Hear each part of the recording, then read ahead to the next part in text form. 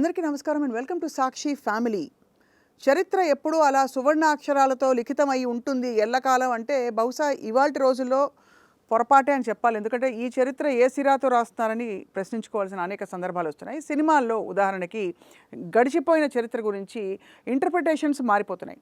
అలాగే ఇప్పుడు ఎన్సీఈఆర్టీ సిలబస్లో కూడా కొన్ని పాఠ్యాంశాలు తొలగించి ప్రస్తుతం సమకాలీన కొన్ని పాఠ్యాంశాలని చేర్చాలనే ఒక ప్రతిపాదన మనకు వినిపిస్తోంది. ఈ మొత్తం వ్యవహారం వెనక జరుగుతున్నది ఏమిటి, దీనివల్ల జరగబోయే అనర్థాలు ఏంటి, వీటి గురించి కూడా మాట్లాడబోతున్నాం.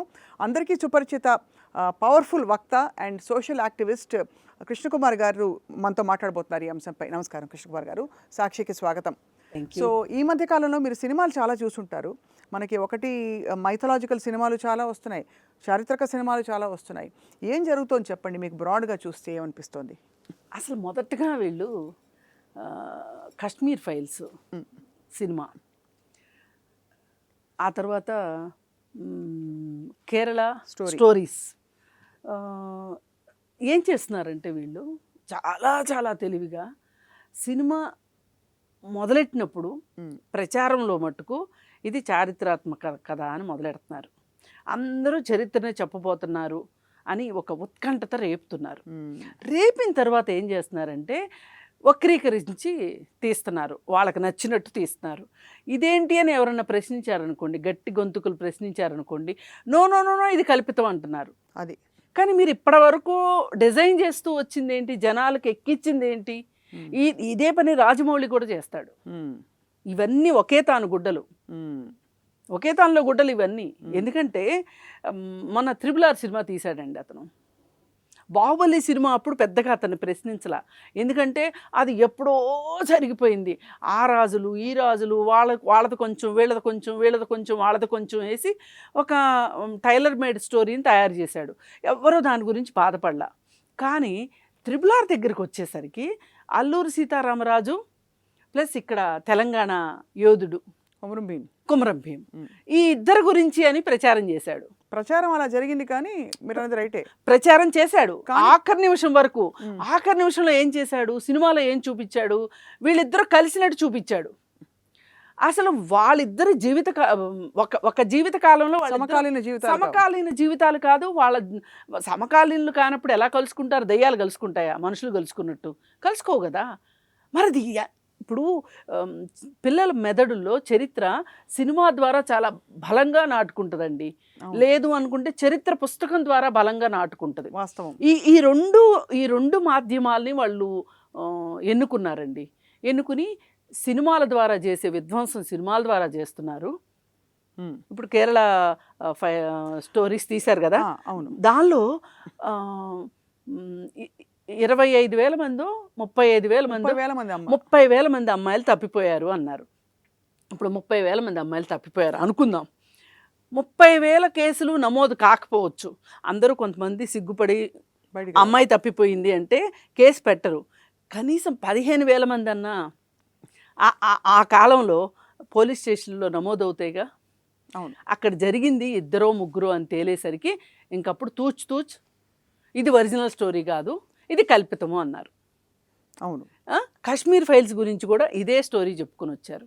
అందుకని వీళ్ళు సినిమాని ఒక చరిత్రను వక్రీకరించడానికి సినిమాని ఒక అంశంగా పెట్టుకున్నారు. అంటే మీరన్న ఈ 3 ఎగ్జాంపుల్స్లో 3 భిన్న కోణాలు ఉన్నాయి.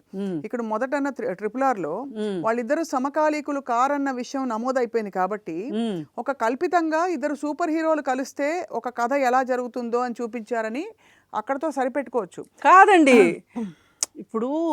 ఇప్పుడు మనకు తెలుసు వాళ్ళిద్దరు సమకాలీనులు కాదని. ఈ సినిమా రోజుల్లో కొన్నాళ్ళు పోయాక పిల్లలు చూస్తే, ఇప్పుడు ఇంకా చరిత్ర అర్థం కాని వాళ్ళు, సినిమాలు అర్థం కాని వాళ్ళు కొన్నాళ్ళు పోయాక చూశారు అంటే ఏమనుకుంటారు? సీతారామరాజును కొమరం భీము ఇద్దరు కలిసే పోరాటం చేశారు అనుకుంటారు కదా.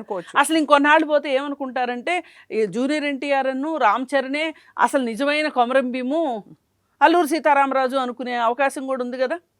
అందుకని నేనేమంటున్నానంటే, మీరు చరిత్రని సినిమాలుగా మలచండి, తప్పులేదు. కానీ దాని వెనక మీ పైత్యాన్నో మీ స్వార్థాన్నో మీ కుట్రబుద్ధినో జోడించొద్దు. లేదు అనుకుంటే అసలు చరిత్ర జోలికి వెళ్ళకండి.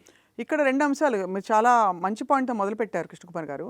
ఇటు చరిత్రని ఒకలాగా అందించడం ఒక ఒక సమస్య అయితే, సమకాలీనంలో అంటే ఇవాల్టి వర్తమానంలో మనకి ఈ సినిమా వల్ల జరిగే సొసైటీలో జరిగే అనర్థాలు అని కొన్ని ఉంటాయి. ఉదాహరణకి మనకి 2 వర్గాల మధ్య జరిగే కుట్రలు ఏవైతే ఉంటాయో వాటి మీద సినిమాలు తీయడం వల్ల, సినిమాలు తీసేటప్పుడు ఒక వర్గం వాళ్ళే ఉంటారు. మన చుట్టూ ఉండే వాతావరణంలో ఎలాంటి కష్టాలు వస్తాయనుకుంటున్నారు మీరు? ఇప్పుడు నిన్నగాక మొన్న చావా. చావా సినిమా చూసామండి. అసలు ఆ చావా సినిమా ఎంత అబద్ధాల పుట్ట అంటే, అసలు వీళ్ళు ఛత్రపతి శివాజీని నెత్తినేసుకుంటున్నారు. ఈ సోకాల్డ్ మనువాదులు, ఈ సోకాల్డ్ ఆర్ఎస్ఎస్ వాళ్ళు. మీకు అసలు శివాజీ పేరెత్తే అర్హత లేదంటాను నేను చరిత్ర చదివిన దానిగా. ఎందుకంటే అతను పోరాటం చేసిందే పీష్వాల మీద. పీష్వాలంటే ఎవరు? హిందువులే. అయితే ఆర్య సంస్కృతి బాగా నిండిపోయి బుర్రల్లో ఉన్న పీష్వాలు అంటే బ్రాహ్మలు. ఒకప్పుడు చాలామంది ఇవాళ రాజులు పరిపాలించారు అంటున్నారు, కానీ రాజులు దిష్టిబొమ్మలు, వాళ్ళతో పాలన చేయించింది బ్రాహ్మలే. అయితే ఆ పీష్వాల్ని వ్యతిరేకించి నేను ఒక బీసీగా నాకెందుకు రాజ్యాధికారం రాదు అని చెప్పి చాలా మొదల్లో మనువాదం మీద యుద్ధం చేసిన మహానుభావుడిగా శివాజీని గుర్తుపెట్టుకోవాలి. కానీ అది పక్కన పెట్టేసేసి ఆ రోజు అతను శక్తియుక్తులతోటి గెలిస్తే అతనికి పట్టాభిషేకం చేయడానికి ఒక బ్రాహ్మణుడు లేడే. లేకపోతే బెంగాల్ నుంచి ఒక అతన్ని తీసుకొస్తే అతను ఎంత అవమానకరంగా అతనికి పట్టాభిషేకం చేశాడండి. తన ఎడమ కాలి బొటన వేలు రక్తంతోటి, కాలుతోటి రక్త తిలకం దిద్దాడు. ఇంతకంటే దారుణం ఉంటుందా అండి? ఇలాంటివి చూపించరు సినిమాల్లో. అవును, చూపించరు. చరిత్రలో ఉంది అది. అలాంటి వాటి మీద వీళ్ళు మసిపూసేద్దామని చూస్తున్నారు, లేదు అంటే ఆ పేజీలు చింపేద్దామని చూస్తున్నారు. ఇప్పుడు మొన్న ఫర్ ఎగ్జాంపుల్ ఔరంగజేబ్, ఇప్పుడు ఆయన అంటే సమాధి తవ్వేసేయాలని చెప్పి కూడా వివాదం జరుగుతోంది. అనేక దాని గురించి మీ అభిప్రాయం ఏంటి? అసలు ఎందుకంత అంటే ఔరంగజేబుని అంటే వీళ్ళు మొదటగా ఏం చేస్తారంటే, ఒక కుక్కను చంపాలనుకున్నారనుకోండి, ఆ కుక్క పిచ్చిది అని ప్రచారం చేస్తారు. తర్వాత ప్రజలు ఏమనుకుంటారంటే, పిచ్చి కుక్క కావచ్చు, చంపేస్తే నష్టమేముంది అనుకుంటారు. అందుకే వీళ్ళు ఔరంగజేబు సమాధి మీదకి వెళ్ళబోయే ముందు చావా సినిమాని తీశారు. చావా సినిమాలో ఔరంగజేబు గురించి భయంకరంగా చూపించారు. అయితే ఔరంగజేబు గొప్పతనం గురించో, లేకపోతే ఔరంగజేబు ఔదార్యం గురించో, ఔరంగజేబు ఈ దేశానికి చేసిన గొప్పల గురించో చెప్పడానికి నేను ఇక్కడ కూర్చోలా. ఏ రాజు ప్రజలకి అంతా మంచి చేశాడు అంటే దానంత అభూత కల్పన ఇంకొకటి లేదు. అంతే కదా కదా. ఎందుకంటే అది రాజకీయ స్వార్థం, రాజకీయ ప్రయోజనాలే ఉంటాయి. వాళ్ళ రాజ్యకాంక్షే ముందుగా ఉంటుంది, తర్వాతే ప్రజలు వస్తారు వాళ్ళకి. అయితే ఇప్పుడు ఔరంగజేబుకి సంభాజీకి జరిగింది ఏంటి అని గనక మనం ఒక్కసారి ఆలోచిస్తే, అంటే ఔరంగజేబుని వీళ్ళు ఎలా చూపించారు అనే దానికోసం చావా సినిమా తీశారు కదా. దానిలో వీళ్ళు చూపించింది ఏంటి, అసలు చరిత్ర ఏంటి? సంభాజీ ఒక పరాక్రమవంతుడే, నో డౌట్. కానీ అతను మానసికంగా దుర్బలుడు. ఏ విషయంలో?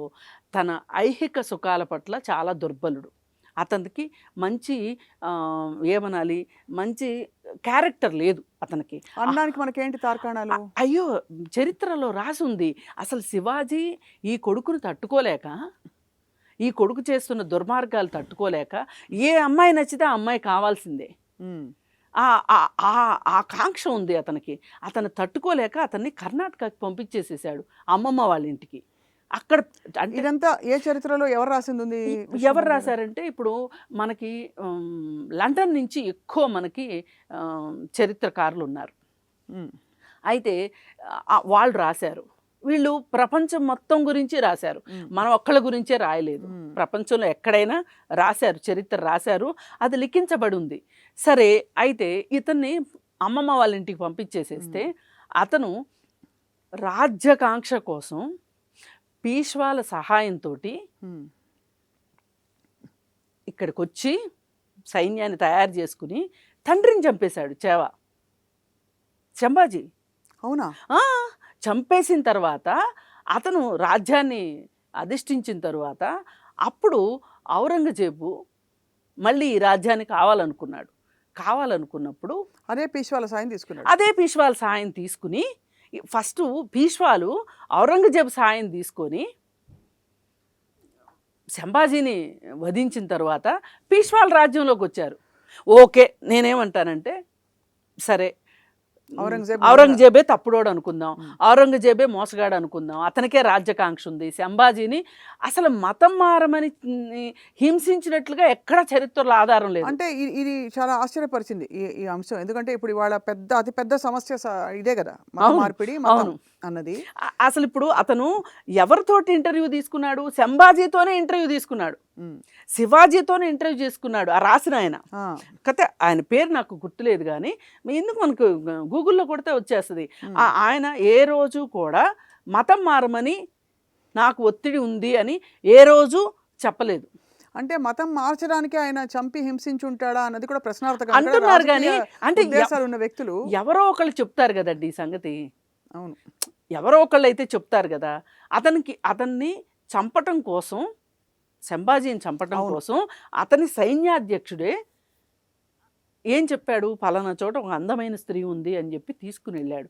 మామూలుగా అయితే అతను సంభాజీని చంపగలిగేవాళ్ళు కాదు. సంభాజీ నిజానికి ఎన్ని దుర్గుణాలు ఉన్నప్పటికీ, అవలక్షణాలు ఉన్నప్పటికీ, శారీరక దారుఢ్యం కావచ్చు, లేదా పోరాట పటిమ కావచ్చు, అన్నీ ఉన్నాయి. మంచి యోధుడే, అందులో డౌట్ లేదు. అయితే అక్కడికి వెళితే అక్కడ అతన్ని నిరాయుధుణ్ణి చేసి, అంటే అతన్ని ఏదో చెయ్యబోతున్నారు అని చెప్పి అతనికి అర్థమైపోయి అతను గుండెది కొట్టించుకుని అతను నేలమాగల్లోకి వెళ్ళిపోతే కూడా అతన్ని పట్టుకుని కేవలం అతని ఒంటిపైన ఉన్న నగల ద్వారా అతన్ని గుర్తించి హింసించారు, చంపేశారు. ఆ తర్వాత ఔరంగజేబు రాలేదే ఆ రాజ్యానికి, పీష్వాలు వచ్చారు. కానీ వాళ్ళ అధీనంలో ఉన్నారు కాబట్టి ఎంపరర్ వీళ్ళందరూ కింగ్స్ చిన్న ఇది రాజ్యాలకి అని అన్వయించుకుంటారు. అవునండి, కరెక్టే. మరి మీరు మీ భారతదేశ రాజుకు వ్యతిరేకంగా ఔరంగజేబు మాట మీరెందుకు విన్నారు? అంటే మీరు కూడా ఔరంగజేబు పెద్ద నేరస్తుడు కావచ్చు, మీరు చిన్న నేరస్తులు కావచ్చు, నేరస్తులేగా. అంటే వాళ్ళ ప్రస్తావన ఉండదు. అయితే రాజా మాన్సింగ్ అనే వ్యక్తి కూడా, రాజా మాన్సింగ్ మనకు తెలిసి ఇప్పుడు రాజా మాన్సింగ్ వంశస్థులే ఇవాళ భారతీయ జనతా పార్టీ నాయకులుగా కూడా ఉన్నారు. అంటే ఇదంతా ఆశ్చర్యం కలిగిస్తుంది, చాలా ఆశ్చర్యం కలిగిస్తుందండి. కాకపోతే ఇంత తరువుగా వెళ్ళి తెలుసుకునే ఓపిక తీరిక ఎవరికి ఉందండి? ఎలా తెలుస్తుందండి? ఇప్పుడు మనం మాట్లాడుతూ తెలుస్తుంది. ఇంకొక 10 ఏళ్ల తర్వాత ఉండదు. అసలు మహాత్మా గాంధీ గారి పేరు కూడా ఎంతమంది గుర్తుంటుంది 10 ఏళ్ళు 20 ఏళ్ల తర్వాత?